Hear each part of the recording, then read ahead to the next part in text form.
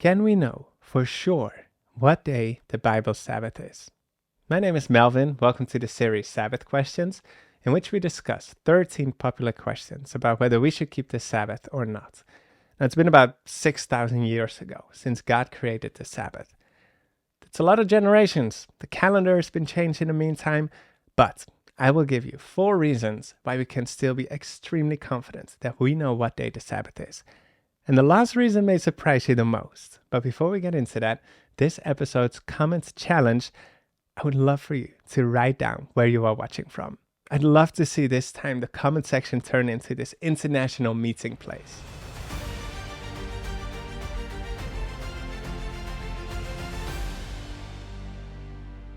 All right, let me ask you a question. What day did Jesus die? Friday, right? Good Friday. What day did he resurrect? Sunday. Easter Sunday, Resurrection Sunday. We know this, we agree on it, it's established. Now let me show you a Bible verse that will make this real easy.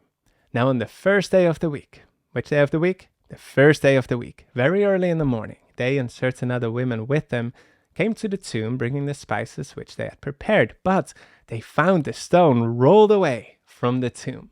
The Bible tells us Resurrection Day was the first day of the week. Now we know Resurrection Day was Sunday. So if Sunday is apparently the first day of the week, then what day is the 7th day? Saturday. Biblically speaking though, we see this when God created the days. He counts days starting at sunset, not at midnight. So the Sabbath starts when the sun sets on Friday until it sets on Saturday. And another quick reason along those same lines, more and more calendars, at least here in Europe, they start with Monday. So in those calendars, the Sunday is the 7th day of the week.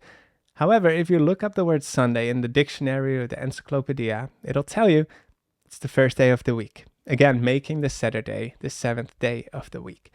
So even though we kind of bundle the Saturday and Sunday together, we call them the weekend, it's actually half end, half beginning of a new. The third reason for why we can be confident about knowing what day the Sabbath is history. For thousands of years, God's people have been keeping the Sabbath. We read that Abraham was already keeping God's commandments. Then we see that the Jews, even before they received the 10 commandments at Mount Sinai, they were keeping the Sabbath in the desert when they were receiving food every day of the week. Except for on the Sabbath, they couldn't go out to get food. There was no food. Instead, God gave them on Friday a double portion and then did this weekly miracle to preserve the food to the next day, the Sabbath. And then we get confirmed that they had been faithfully keeping track during all this time when Jesus was keeping the Sabbath only 2,000 years ago. He didn't change anything. He didn't express any doubt like, I'm not sure, guys. I'm not sure if you still have the right day. So unless you think that the Lord of the Sabbath, that he didn't care, or that maybe he happened to mix up the days, we can be confident that both Jesus and the Jews were still keeping the 7th day Sabbath. And still to this day, millions of Jews are keeping the same Sabbath day. So either all the Jews all around the world at some point in the last 2,000 years, they all overslept and kind of lost track of it all, or you can continue to be confident that they still have the right day. And if you wonder maybe about the leap year that we have every 4 years, or that in 1582 they changed the Julian calendar for the Gregorian calendar, those events just impacted the dates, but never the weekly cycle of days. Tuesday still came after Monday. Thursday still came after Wednesday. And Saturday was still the last day of that 7-day week. They just had different dates. The fourth reason, this is a cool one, this may surprise you, linguistics. The original word for Sabbath is the word Shabbat. And still today, in over 100 languages, this Saturday is called Sabbath in their local language or some derivation thereof. If you think, for example, the Spanish, Sábado. And not just that, get this, one of the oldest known languages, the Babylonian language, called the Saturday Sabbatu, and it means rest day. And if you think that all of that, just a coincidence, in no other language at all, ever, has any other day of the week been called rest day. That's pretty convincing. So we have solid evidence to remove all doubt. The 7th day Bible Sabbath is from sunset Friday to sunset Saturday.